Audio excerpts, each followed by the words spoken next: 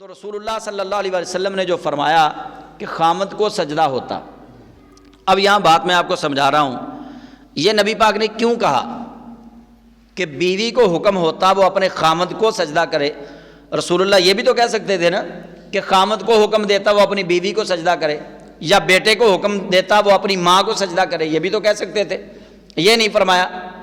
یہاں رسول اللہ صلی اللہ علیہ وسلم دو باتیں ذکر کر رہے ہیں۔ اول بات یہ ہے کہ آدم کے بیٹے کی اللہ نے جو شان بنائی ہے نا، وہ شان اتنی ہے کہ اللہ کریم اگر انسانوں میں سے کسی دوسرے انسان کو حکم دیتا تو آدم کے بیٹے کو سجدے کا حکم دیتا۔ یہ مرد کی افضلیت ہے، یہ مرد کی افضلیت اللہ کے حبیب علیہ السلام بتا رہے ہیں کہ مرد اتنا فضیلت والا بنایا گیا، مرد کو اللہ کریم نے ایسی شان اور شوکت عطا کی ہے کہ یہ سجدے کے لائق ہوتا اگر میری شریعت میں یہ جائز ہوتا۔ اور دوسرا، رسول اللہ صلی اللہ علیہ وآلہ وسلم آپ نے بندے کا ہی کیوں کہا؟ نبی پاک علیہ السلام اپنی امت کی بیٹیوں کو اپنے خامد کا مرتبہ سمجھا رہے ہیں۔ یہ حضور سید عالم نے اپنی امت کی بیٹیوں کو خامد کا مقام اور مرتبہ سمجھایا ہے کہ تمہارے خامد کا مقام اور مرتبہ یہ ہے، اس کے کبھی ناروا سلوک کے اوپر گلے اور شکوے کا بازار گرم نہ کر دینا۔ اس کے دن تمہارے لیے گزرتے ہیں، اس کی راتیں تمہارے لیے گزرتی ہیں، وہ اپنے اہل و عیال کے لیے کماتا ہے نا، اپنے اہل و عیال کے لیے محنت کرتا ہے، مشقت کرتا ہے، اللہ کی عبادت کے لیے بھی وقت نکالتا ہے، اپنے اہل و عیال کے لیے محنت کے لیے بھی وقت نکالتا ہے۔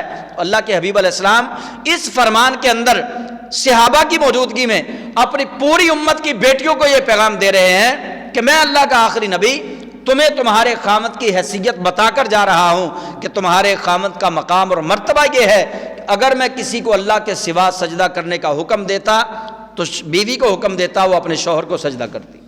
یہ مقام سمجھا دیا گیا۔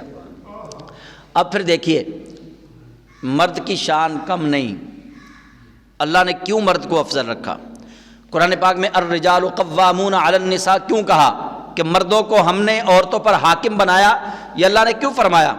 مرد کو اللہ کریم جل جلالہ نے عورت کا سردار بنایا ہے۔ اللہ تعالیٰ نے اپنی اس زمین کو جب مخلوق سے بھرنا چاہا، جب اس کے اندر مخلوق کا اللہ کریم جل جلالہ نے پودا لگانا چاہا تو رب قدوس نے سب سے پہلے مرد کو تخلیق فرمایا، آدم علیہ السلام کو۔ مرد اللہ کی انسانوں میں تخلیق اول مرد ہے، اور پھر عورت کو مرد کا محتاج بنایا۔ حضرت حوا کو آدم علیہ السلام کی بائیں پسلی سے پیدا کیا۔ گویا عورت اپنی پیدائش میں اللہ کے بعد مرد کی محتاج بنا دی گئی، اور عورت کو اس کا مقام اور مرتبہ بتا دیا گیا کہ بے شک عورت کے قدموں تلے جنت بن جاتی ہے جب وہ ماں والا رتبہ حاصل کرتی ہے، لیکن اس کے باوجود عورت کا مقام اور مرتبہ یہ ہے کہ اللہ کریم جل جلالہ نے اپنی ذات کے بعد اس عورت کے لیے تخلیق کا جو سبب ہے وہ آدم کو بنایا ہے۔ اس کی تخلیق کا سبب ہی آدم ہے، مرد ہے۔ تو آدم علیہ السلام کو اللہ نے پہلے بنایا، آدم علیہ السلام کی بائیں پسلی سے حضرت حوا کو بنایا۔ آدم علیہ السلام سوئے ہوئے تھے، ان کی بائیں پسلی سے حضرت حوا کو پیدا کر دیا گیا۔ یہ اللہ کی تخلیق ہے نا۔ انسان کی عقل یہاں آ کے عاجز آ جاتی ہے۔ رب ہے ہی وہ جس کو سمجھا نہ جا سکے، جہاں انسان کی عقل اور فکر جواب دے دے۔ آدم علیہ السلام سوئے ہوئے ہیں، جب سو کے اٹھے دیکھا کہ سرہانے ایک خوبصورت نوجوان عورت بیٹھی ہوئی ہے۔ پوچھا تو کون ہے؟ کہنے لگی میں وہ عورت ہوں جس سے تو سکون حاصل کرے گا۔ آدم علیہ السلام حیران ہیں۔ اللہ کریم جل جلالہ نے وحی بھیجی، الہام کیا، آدم علیہ السلام کو بتایا کہ یہ تیری پسلی سے بنائی گئی ہے۔ فرشتے آ گئے، فرشتوں نے آگے حضرت آدم علیہ السلام سے پوچھا کہ یہ کون ہے؟ آپ نے فرمایا یہ حوا ہے۔ حوا، حوا کا معنی کیا ہے؟ زندہ سے پیدا کی گئی، زندہ سے پیدا کی گئی۔ تو حضرت حوا کو اللہ کریم جل جلالہ نے مرد سے پیدا کیا اور بتا دیا کہ عورت جب اپنے پیدا ہونے میں اللہ کے بعد مرد کی محتاج ہے تو اس کو سمجھ لینا چاہیے کہ یہ ہر مقام پہ مرد سے افضل نہیں ہے، بلکہ اس کا مقام مرد کے بعد ہے، مرد کا مقام اول ہے۔ اللہ نے اسی لیے قرآن میں فرمایا الرجال قوامون علی النساء، کہ مردوں کو عورتوں پر حاکم بنا کر بھیجا گیا ہے۔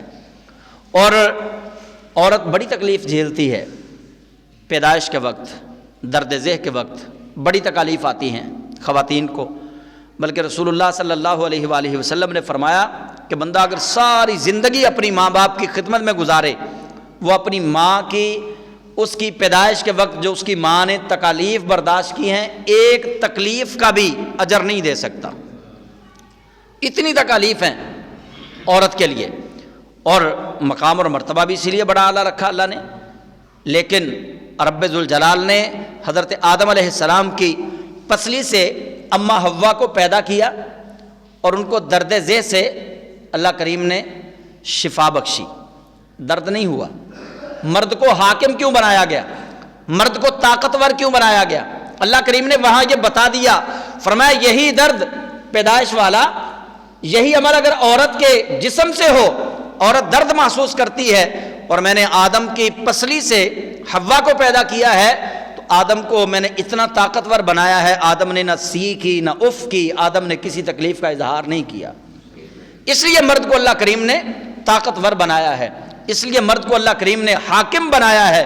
تو مرد کے اندر خدا تعالیٰ جل جلالہ کی طرف سے طاقت ودیت کی گئی ہے، اور پھر اس طاقت کا ہرگز مقصد یہ نہیں کہ خواتین پہ حکومت چلائی جائے، خواتین پہ حکومت چلانا اس کا مقصد نہیں ہے۔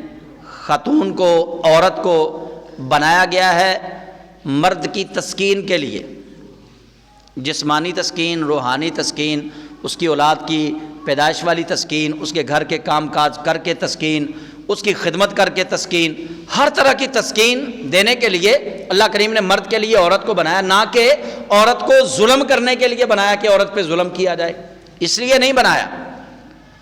مرد کو طاقت دے کر طاقتور اور دلیر اس لیے نہیں بنایا کہ عورتوں پہ ظلم و ستم کرے، بلکہ اس لیے طاقتور اس کو بنایا کہ اس کے اندر قوت فیصلہ جو ہے وہ عورت کی نسبت زیادہ ہے، یا اپنے گھر کے کام کاج چلانے میں، اپنے گھر کے فیصلے کرنے میں خواتین کا محتاج نہیں ہوگا، خواتین سے افضل اور اعلیٰ ہوگا، تو گھر کے کام کاج نمٹانے میں اس کو آسانی پیدا ہوگی۔